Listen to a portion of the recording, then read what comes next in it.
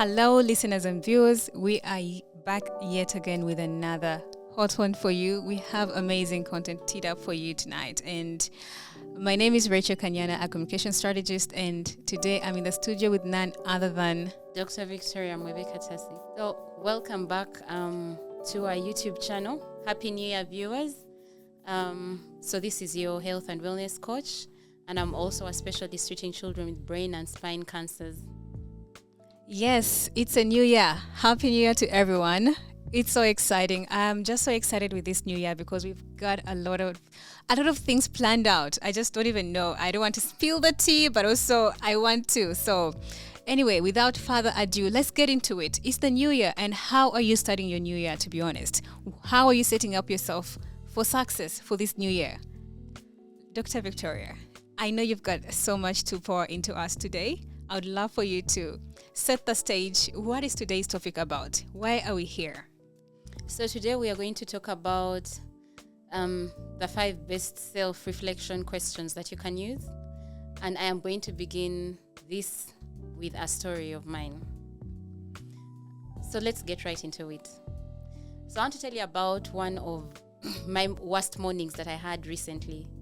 So towards the end of last year, I woke up one morning after I had done a workout, freshened up, and as I was in the mirror, I noticed that on my back, the upper part of my back, the right side was slightly bigger than the left side.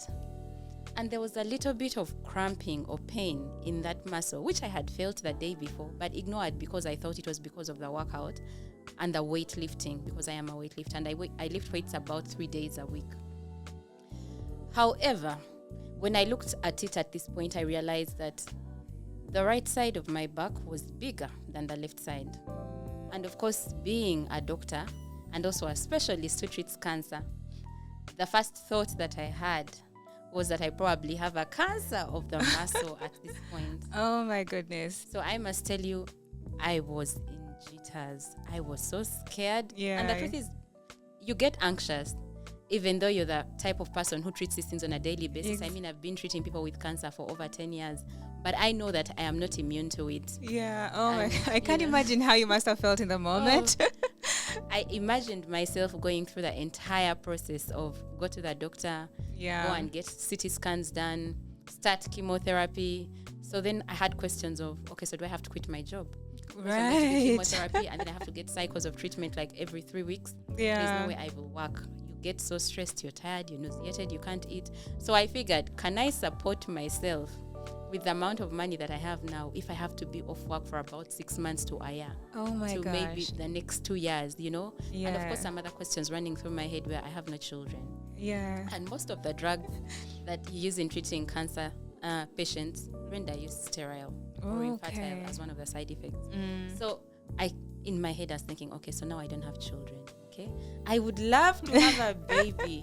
Do I freeze my eggs? Yeah. Where do I start? How do I go about it? So just now there was a lot of things going through my head. I can imagine, like such a small, not a small situation, but such a situation caused you to literally reflect about your entire life. You're asking all these questions to yourself in that moment. Oh my gosh. A few minutes. Yeah. You know, and I'm actually looking at my career and thinking, so if I really, really have cancer, if I go through treatment and get cured, do I want to come back and treat patients with cancer? What is my career trajectory going to look like? Am I going to change career paths and do something else entirely because I'll be traumatized? You know, so I had a lot of questions going through my head. So I drove to work. Yeah. And when I got to work that day, I was supposed to be in clinic as the specialist. I sat in, but called a close friend of mine who we have been friends for maybe 10 years, and she also works in the field of cancer, but she works with adults. Okay. Vis-a-vis I working with children. So I called her and she tells me, you know, I'm on maternity leave. So I'm not available. I'm unable to see you, but you can call this friend, you can call this other friend of ours who is a male. Yeah. So she's like, are you comfortable with a guy seeing you? I'm like, look. At this point, I don't care. Point, it doesn't even matter. All I just need is to get it checked. I just want a doctor to have a look at me. So I made an appointment for that same day at 10 a.m., walked into the clinic of the oncologist, got myself reviewed. I was sent to do a number of scans. We did CT scans, did an ultrasound scan. And then at the end of the day, we concluded, even the radiologists who did the scans looked at it and were like, no, it's just a bit of muscle that is hypertrophying. And this is probably because of your workouts, but we don't see anything abnormal. And so I left my colleagues, the oncologists, to discuss. And within the next week, I was given a report, a conclusion that everything looks normal. We don't have to repeat any scans. Go on living with your normal life, What a relief. Such a relief, I must say. It was a horrible morning. That is amazing. You know what? I was actually curious. The viewers and listeners who are watching out there, have you ever had a moment in your life that literally made you question your life, reflect upon your life? Please share in the comment section below. So, Dr. Victoria, you pointed out that today you want to share with us 5 self-reflection questions that we can use. I would love for you to dive right in. And I feel like you're the best fit to talk about that, having gone through such an experience, Thank you very much, Rachel. So the first question that we are going to talk about is, ask yourself what made you smile today. What made me smile today? Yeah. After having gone through a whole 12 hours, and we all do different things, but maybe your day has been quite hectic. You woke up and have to juggle a couple of things. You're a mother, you're a father. Some people have to do school, and yet you have to work as well. So for me, my life basically rotates around seeing patients. There are days, especially like my Mondays are really busy. I sit in a clinic that will see up to about 60 babies. So I'm sitting with about 3 other doctors. But by the time we are done, it's like 6:30 p.m. or 7. And you are really exhausted. And at that point, it's difficult to smile. I can imagine. But something happened like yesterday when I was in my clinic. I do clinics on Mondays and Tuesdays.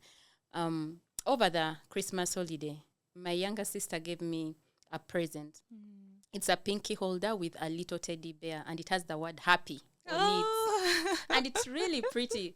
So as I was going to work, I told myself I'll carry it and then put it on my table. Yeah. So as I work, I keep looking at it. And every time I look at it, I smile. You literally smile. It's cute. It's pretty, but also it makes me think of her as well, and the fact that somebody appreciates you. Yes. And so for me, that kept me going throughout the day. Yeah. But however, in the middle of the day, something more even made me smile. One of the children walks into my room as I'm examining them, and she tells me, the first thing she said was, "Doctor, can I have this thing?" And I'm like, but my sister gave it to me, so we do the exam and finish.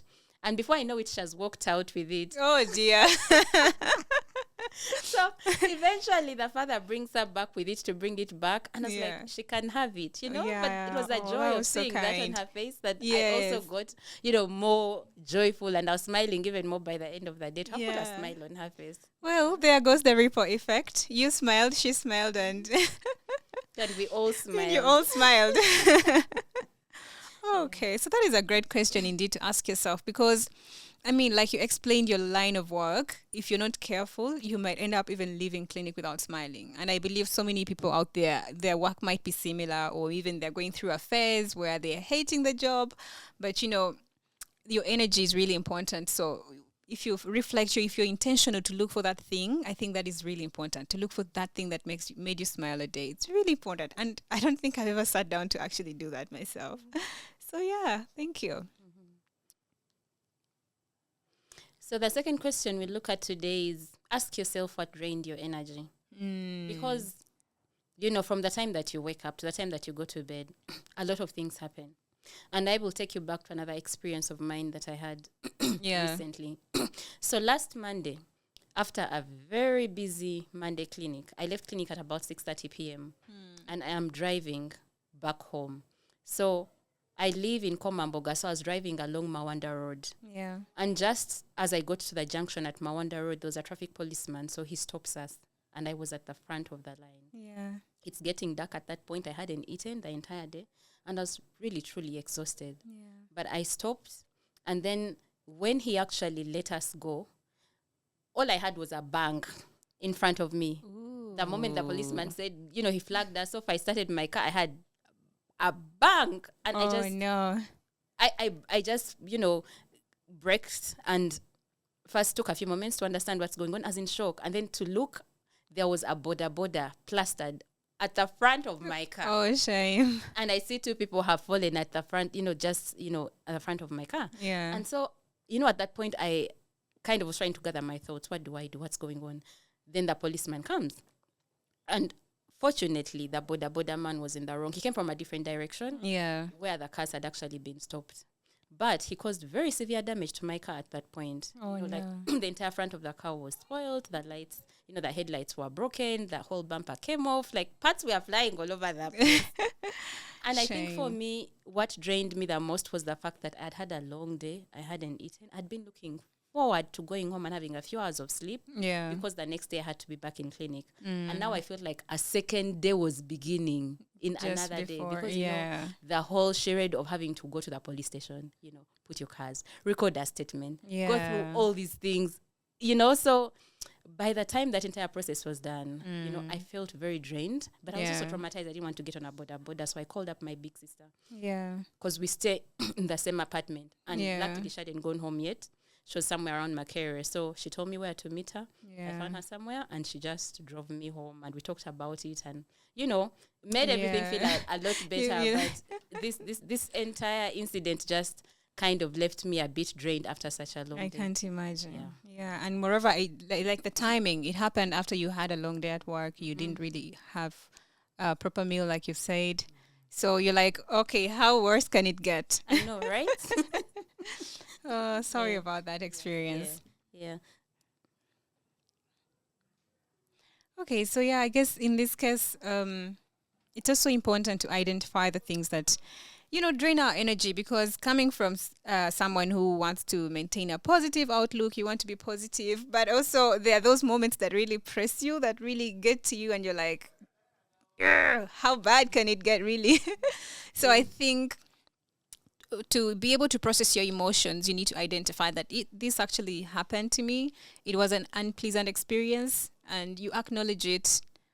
I believe it's a good way to start from there. Yes, Yeah. and actually, like Rachel has said, the importance of you asking yourself, what is it that drained you, is so that you can actually go over the event and see, Yeah. why did I feel drained by this event? Okay. Yeah. And if it happened to me again or something similar happened to me again, how best can I handle it? Because you draw experience or lessons from what you have gone through so that you're better equipped with better skills to know how to manage the situation better the next time. And so actually for me, what I did at the end of that day after, the entire trauma, first of all, one of the things that helped was as I talked to my sister, it was kind of calming my emotions. Yeah. Because I kind of was able to let out the frustration that I felt. You're right. And when I got home, I'm in the habit of journaling. Usually, when I wake up in the morning, I will journal for like 45 minutes. But also at the end of that day, I reflect before I get to bed. And so when I reflect, I write down a few things of what is it that didn't work out? What is it that went well? What do I want to change? And so I reflected on that event and actually wrote a bit about it Yeah. in my journal and put out all the frustrations, but also I was able to think through a clear plan. So what am I going to do? Because my car is at the police station. I have to work tomorrow and I have to work through this entire thing, Yeah. And so that also helps a lot. That is so good. So two things that I see here is actually if you need to have a good support system. So glad that your sister actually came through for you. But also with that being said, in other news, we've got our journals and today we've got samples to show you. So in that same regard, I want to show you guys the Chic Chronicles, and I think this is the one that Dr. Victoria used to journal in. It is so amazing, guys. You can see the cover. It is so beautiful, and let me show you the pages inside are just so amazing. Just so amazing. The paper quality is great. And also, I believe this comes in the guys version as well. So this is the Chic Chronicles. There is also a guys Chronicles. So gentlemen, we've got you as well. We didn't leave you out. So if you want to get yourself a copy, the link is going to be in the description box below. There is a link that through which you can order, but also I believe it's a WhatsApp number that you can text to order in case that is an option that you would like to consider. So yeah, I'll see you there. Okay, so Dr. Victoria, moving on. What other questions do you have for us? Okay, so looking at the area of growth, okay, the next question actually looks at your personal growth as, your growth as an individual. So what scared you as a person, okay? And the reason that you want to look at what is it that scares you is because usually as human beings, we want to stay in the comfort zone. Yeah. Because it's familiar. And also it doesn't require effort. You know, Correct. it's easy for you to wake up and have a cup of coffee in bed and watch Netflix the whole day, because there is no effort needed to I like watch that. Netflix. It literally requires no effort. Yes. But then for you to get out of your bed at 5 a.m., okay, and say I'm going to work out for 30 minutes requires a lot of effort. It's the sleep, the fact that I'm getting out of bed at 5 a.m. and then I'm actually using the energy and the discipline to actually work out. It needs a lot of discipline to do something like that. So what is it? Ask yourself, what is it that scared you? Or what is it that actually scares you at this point? But, you know, you actually go ahead and do what it is. And depending on who you are as a person, depending on what your goals are, actually, these are things that push you in the area of growth. Yeah. So like, you know, currently for me, one of my goals, especially my area for growth in my career, is research, which I have been working on over the years. But I feel that I want to get into the field of actually writing grants and getting big grants, because I'm preparing myself also to get into my PhD like within a year's time. Oh, so this is something that, you know, when I sit back and I think about it, I'm like, this is going to require a lot of work, a lot of time in addition to my clinical work. Do I want to? Yeah. Am I ready for it? But then I realized I'm not getting any younger. So I will not find a time to be ready. I have to be ready now. So I am preparing myself mentally in 2025 to, you know, get my, you know, first big grant. I've been working on it actually since last year with a couple of my mentors from Texas and also here in Uganda. And sounds good. Yeah, thank you. And preparing that, knowing how to manage it, would also better prepare me to now, you know, work on my PhD. Probably start it end of this year or early next year. Listen, I don't even know what to say, Dr. Victoria. I think when it comes to that, you're such an inspiration, not just to other people, but to myself as well. Thank you. To be honest, knowing that you have all these credentials or you're credited in that manner, but also still you are pushing for your PhD is, you know. Thank you. But yeah, we are rooting for you, and I trust that you'll definitely do it. So yeah, that is one of the questions that you could ask yourself really on the personal development level. Okay, what else do you have for us, Dr. Victoria? So the other question is in terms of, and this is looking at an area of support in life, because no man is an island.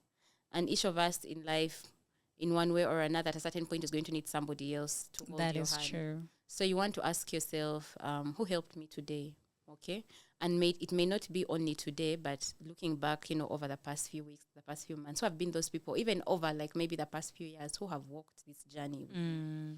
Because sometimes we actually take the people who are holding our hand, who are guiding us or helping us for granted, because we don't even realize that somebody else is helping me achieve what I want to achieve. Yeah. And sometimes it's just in the form of mentors, especially like in terms of career, you know, studies. There are people who have done this before, and you draw on them for experience. They may actually just be your superiors or your bosses, or people you actually have chosen as mentors. They may be colleagues or peers, but who have been there before you. Okay, but also family, because family also is a support system. Okay, and these are people who help us all the way. It may be a spouse, it may be your sister, your brother. Yeah, I mean, you just gave us an example how your sister came through when you had that accident. Indeed. Yeah. And a lot of times we take this for granted because you're saying, she's my sister. Okay? True. As if you're entitled. Entitled, like she's supposed to be there. Imagine, and yet you're not. Oh, wow. So it's important for us to sit and reflect and think, who are those people in my life who really help me? Because they're people who truly matter. Yeah. So you also need to find a way to give gratitude and also be there for them as well. But it also gives you the realization that I'm not alone in this journey. I have other people with me walking this journey. Yeah. Yeah, that is really amazing. I mean, I won't even add anything to it. It's self-explanatory the way Dr. Victoria put it. So I think it's important that we look back and, you know, reflect on that support system that we really have. Okay, and then the last question of the 5 that we talked about is also a question that is geared towards your growth, your future self. Because, you know, on a daily basis as human beings, we are evolving. Yeah. But you know, this process of you evolving as a human being could be a process that you are directing and you are, you know, planning, you have your hands on, okay, because you sit down to make goals and work through those goals. Or it may be that it's totally unplanned because you're the type of person who does not have time to reflect. Yeah. And you just let life, throw you wherever it Happen throws to you. okay? Yeah. And before you know it, you don't have focus, you don't have direction. So the question that we are looking at is, what will my future self thank me for? Okay. And this really drives you to the point of, what do I want to achieve as a person? Yeah. But also not just for myself, but also for those around me, for community. Yeah. It's what legacy do I want to leave behind? True. And so if I know what it is, how do I start? Because like we say, one by one makes a band, or a journey of 1,000 miles begins with a single step. True. So if you actually know what it is, the end goal, then now you're able to make a roadmap of how to get there and know how to track yourself. And I feel like also that builds that motivation, because as you're saying that, I kept on thinking about one of the reasons why I like to work out. Before, really, it was, to stay in shape and stuff. But I told myself, okay, the 60-year-old me will definitely thank me, because she's going to be living her healthiest life then. No body pains, I don't know what. So while I'm working out, I tell myself, this is for the future me. This is for the 60-year-old me, and even maybe 80-year-old me. And I find that to be motivating. Yeah. So that is such a deep question to ask, actually. What will your future self thank you for? Yeah. Okay. Amazing. Thank you so much for sharing. Okay, so those were the 5 questions that we had for you. If you have loved the session, please feel free to to share. If you haven't subscribed yet, please subscribe to our channel. And we also have more content that is related to this, and you can look out for it on our channel, and you can follow us on our different social media platforms. It was amazing, sharing this with you. Bye-bye. Till next time. Until next time. Bye.